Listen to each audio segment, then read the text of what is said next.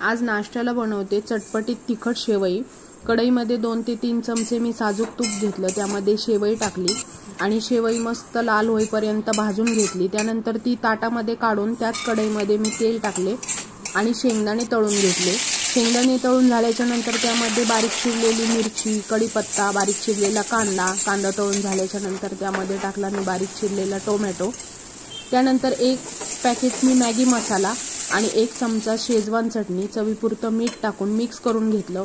त्यानंतर भाजलेले शेवया टाकल्या, त्या पण पुन्हा मिक्स करून घेतल्या। मिक्स करून झाल्याच्या नंतर त्यामध्ये मी टाकले 1.5 ग्लास पाणी टाकल्याच्या नंतर त्यामध्ये टाकले तळलेले शेंगदाणे आणि झाकण लावून शेवया शिजून घेतल्या। हे पहा, मस्त अशा शेवया तयार झाल्यात आणि त्यावरून टाकली बारीक चिरलेली कोथिंबीर। तर चला मंडळी, भेटू नेक्स्ट व्हिडिओमध्ये। Bye bye.